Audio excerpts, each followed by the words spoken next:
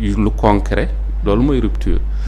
ma laaj leen ma def tour yi femme bi ma ne leen yéen seen produit lan moo gën a nekk seen problème ñu ne ma écoulement bi man lan moo tax ñu ni bon parce que dañuy produire à petite échelle en plus amuñu des moyens de conservation énormes donc ce qui fait que suñu prix yi day yokk parce que booy produire tuuti mënoo koo jaay booy produire lu bëri mën nga wàññi sax say prix ma ni pourquoi amuñu benn grande surface comme bi ñu xam nga xam ne tubaab yi ñoo ko fi indi te ñoom seeni produit la ñuy jënd yokk ko ba mu cher di ko jaayal seen bopp ma ni pourquoi état bi région boo dem amul benn label boo xam ne made in Sénégal ngay jël pour dajale producteurs yi ne foofu di jël seeni produit defal leen fa rek ay étagères jërul sax ñuy teew yooyu ay vision la il faut amener leur produit wut benn kii enseigne boo xamante ni ñoom ñëpp dañuy ñëw rek exposer loolu képp nga leen di defal loolu par exemple région de Dakar 1 milliard defaru ko 500 millions nga am kii bu mag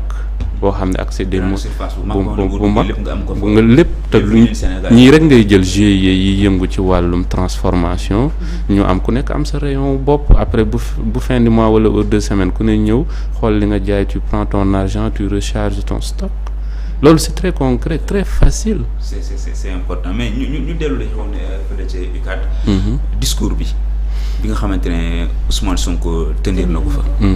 bon discours bi Ousmane Sonko nag tenir na discours de vérité en réalité il a quand même précisé na nag il a tableau bu sombre nag la xaw a def. gis naa ni Mélenchon sax à un moment donné. il était un peu gêné et tout ça. mais c'est loolu mooy dëgg bi mais Ousmane Sonko aussi am na lu mu wax lu am solo nee na moom il parlait au nom de comme étant le président du parti Pastef.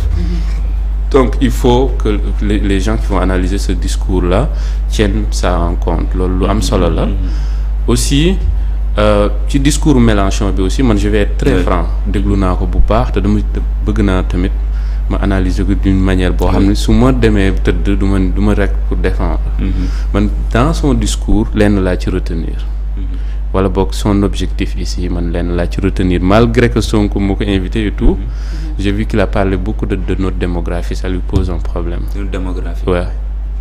C'est ça que j'ai compris j'ai bien écouté maanaam suñu njur mi défi la ci moom. kon loolee nga xam ne toppoon na Macron moom ba léegi moom. mu ngi ko topp ñu affaire démographie bañ naan dañu wàññi njur beeg. en fait ci yeneen anam la ko waxee parce que quand tu dis vous avez un défi.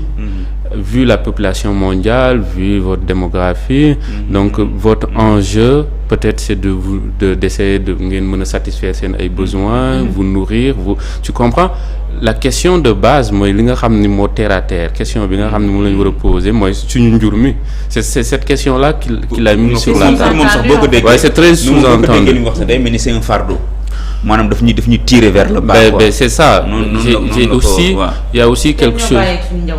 waaw ba pare am na leneen lu ma gën a accroché c'est bien Mélenchon on l'aime bien. On sait que les grandes nations n'ont pas d'amis n'ont que d'intérêt. Donc on l'aime bien mais c'est pas notre ami pour autant. Donc France lay défendre. wax ji lu muy neex réew ma ko fi indi. Et puis je me dis toujours que il cherche toujours d'autres types d'approches envers les Africains et réerewut ak réewam. Occidentaux yi seen intérêt képp moo leen tax a jóg ak loo leen jege d'ailleurs je le dis au président. Donc am na benn affaire bu mu wax aussi peut-être man maa juum wala ni mu ko déggee baaxul il dit le monde serait meilleur si on a plusieurs maîtres plutôt qu'un. Si on a plusieurs maîtres plutôt que ñu am benn maître maanaam. àdduna si dina jël benn koo xam ne rek moo lay noot bu doon nootkat yi dañoo bëri ci lay sax tane parce que mooy peut-être on répartit doole yeeg yooyu. Mais maître moo warul exister. Ce mot-là ne devrait même pas sortir de son discours parce que ñun duñu ay xar soxlawuñ sàmm on devrait être indépendant totalement et le président Ousmane Sonko dégg na ko bu baax tontu na ko tamit donc yooyu daal jot naa ko noté ci discours bi le président aussi quand je dis président, je parle du président du parti PASTEF, mais je vais me rectifier, le premier ministre monsieur Ousmane Sonko. non fii président ngay wax sax parce que PASTEF la fa teewaloon. waaw PASTEF la fa teewaloon donc voilà donc ma gis ni dem na ba ni bon à un moment donné wax na sax ci wàllum par exemple LGBTQ mooy maanaam wàllum góor jigéen yi. dem na ba wax sax comme nangul nañ nit ñi seeni réalité waaye da ngeen ñu koy nangul ñun tamit xam nga yooyu yëpp wax na ko ci wax na aussi sur la question de la monnaie joxe ay exemples yu bëri ni même France sax amoon na jamono joo xam ne dañ leen a bëggoon a defaloon monnaie mais 1 mois la am donc yooyu yëpp wax na ko et puis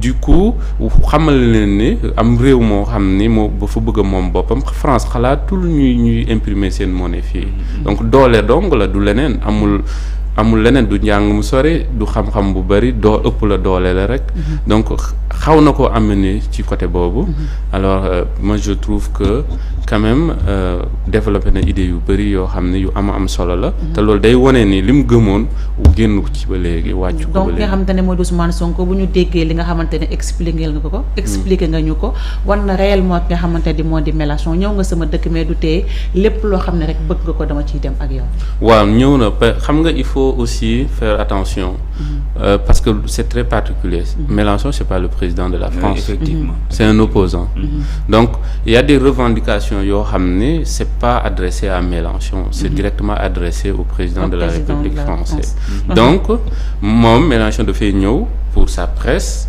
pour essayer de voir quelle approche mais bu koy def c'est au nom de la France aussi on s'entend et puis c'est pour les intérêts de la France mais Ousmane Sonko s'est positionné pour les intérêts du Sénégal donc c'est vraiment un jeu politique mais en réalité il faudra juste savoir que chacun a ses propres intérêts dans cette affaire-là. ok man li ma ciy comprendre foofu amee mooy boo xoolee d'abord ci forme bi nga gis style vestimentaire bi nga xam ne moom Ousmane Sonko indi d'abord. Ça a alerté plus d'un. ñëpp la impressionné. ñëpp ñoo ci bàyyi xel. mu doon tissu boo xamante ne wala ñaw boo xamante ne daanaka da nga daan gis lu gën a bëri ay Burkina Faso nga koy gis. wala dëkk yooyu noonu ay Mali ay Ghana daanaka boo ko gisee mu toog noonu na leen de loin rek tu te dis que ne c'est pas un Sénégalais parce que Sénégalais d'habitude duñu solli mais panafricain moo nekk nii parce que il s'est mis dans la peau d'un vrai africain ci koo xamante ne nekkatul Sénégal kese mais Afrique yëpp la fi teewal donc loolu dafa feeñ sax ci discours am maanaam bi wax dafa jéggi Sénégal mais da doon waxal bitim réew yaa ngi koy wax léegi question ñu évoqué noonu bu évoqué question homosexualité mais dafa transcender Sénégal ni ñu ko bëggee waa France ni ñu ko bëggee Sénégal noonu lañ ko bëggee Mali noonu lañ ko bëggee Guinée noonu lañ ko bëggee Niger noonu lañ ko bëggee Burkina wàllum politique bi relation bi ci Ousmane Sonko wax na foog ñu xoolaat diggante yi li daan am dafa révolu temps beeg yooyu nëpp ni ñu ko bëggee Sénégal noonu lañ ko bëggee Mali noonu lañ ko bëggee Guinée noonu lañ ko bëggee Burkina wàllum bi nga xamante ne tamit moo jëm ci wàllum monnaie bi waxalu ko Sénégal kese am na yeneen dëkk yoo xam te même posture boobu lañ am. était là pour l'Afrique en réalité. effectivement. te loolu boo gisee ni mu solee d'abord mu annoncé woon na couleur bi. mais tamit def face ak nga xamante ne ak Cheikh mi ngi koy wax léegi nii. xam nga ki doon wax tey di Jean-Luc Mélenchon.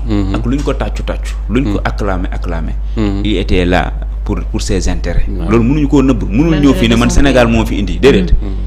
tamit bu ñu fàttali tamit c'est un homme politique. élection yi ñu ngi profilé à l'horizon donc am na benn électorat boo xamante ne tey jii mën na ko am buñ ko xeeb. day nekk di politique oui parce que dañu xam ne am na ñu bëri ñoo ñaata français ñoo fi amee origine sénégalaise wala malien wala yeneen nag yooyu. or Ousmane Sonko ak style panafricaniste bi mu dégagé nii. yow da nga naan kon Mélenchon moo ñu gën a jege.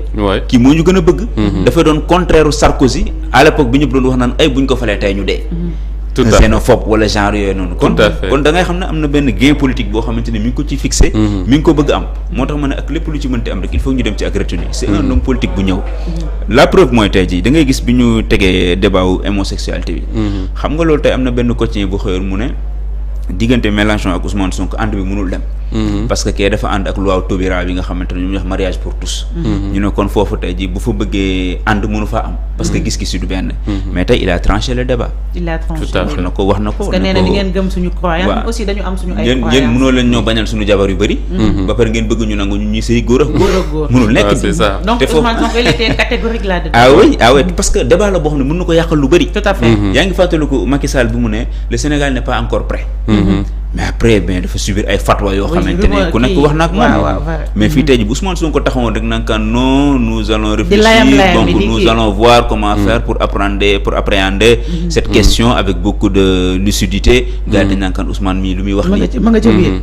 mais boo taxawee ne ko non yéen da ngeen ñuy bàyyi ak ñun. parce que respecté nañ leen nag respecté nañ seen i croyances ak seen i pratiques. mais respecté leen suñu yos ñun tamit. te ngeen xam ne nag li ngeen bëgg mënu fee am. parce que ñun dañ leen bàyyi ak li ngeen bëgg. et je pense que lii bu ko defee yóbbal la parce que xam nañ Ousmane Sonko li muy représenté si dëkk bi. xam nañ mooy kan naam moo jiite parti Pastef waaye tamit premier ministre la. moo tax mën a yóbbal la. Emmanuel Macron mi toogoon tey ji di seetaan li nga xamante ne mooy conférence bi. dina ne man kat fee su ma fa làmboon dara du nooy. su fekkente ne Joe Biden mi ngi toogoon tamit di ko déglu. dina fekkat su ma fa làmboon tamit du nooy. waa ji xamul caaxaan. c'est bon tout à fait. voilà di leen wax ne rek yéen a ngi suivre seen émission bi nga xamante ne moo di le soir comme ni ñu koy defee chaque soir du lundi au jeudi de waxtaanee li nga xamante ne moo di actualité mais lépp loo xam ne rek tolluwaayu réew mi la dañ koy daal di waxtaanee yéen ñi nga xamante ne yéen a nekk ci live bi du ñu suivre ba ñu tàmbalee ba léegi Ameth yaa ma baax jaajëf nañ la bu baax a baax imam Pape Diop Traoré Sakhone Wande Lamine Mbodj Sunay C Diallo jaajëf nañ leen bu baax a baax yéen ñi nga xamante ne yéenay safoo ànd ak programme yu 2A TV dañuy daal di wéyali rek Moustapha waxtaan bi comme jógee nañ ci fa nga xamante ne moo di université Cheikh Anta Diop ci mbirum force Covid 19 bi la ñuy daal di dugg si rapport ba nga xamante ne publié woon nañ ko daanaka depuis bi nga xamante ne Macky Sall nekkoon na fi jamono yi nag mu mel ni ki nga xamante ne moo di ministre de la justice di Ousmane Diagne pare na daal ngir ñu càmbaraat boobule dossier yi naam sax am na ci yoo xam ne moom jamono jii ñu ngi en cours. waaw Cheikh loolu coowal rapport yi la. coowal rapport gis na démb tey ci démb si conseil des ministres. ministre de la justice ñëwaat na ci mais nag li doon jaaxal nit ñi dañoo yaakaaroon ci rapport yi njëkk sëgg. moom mu ne nañ dem li jënd ci Covid foofu lañ toll. waaw ba Covid bi xam nga Covid bi li ci gën a metti mooy dafa am sénégalais yoo xam ne dañoo ñàkk seen bakkan. ñu leen di jaalewaat. am ñeneen ñoo xam ne dañ leen tëj ci kër yi. seen loxo jotul seen ginnaaw. suñu añee duñu reer suñu reeree duñu ndékki ba pare ñu tëj la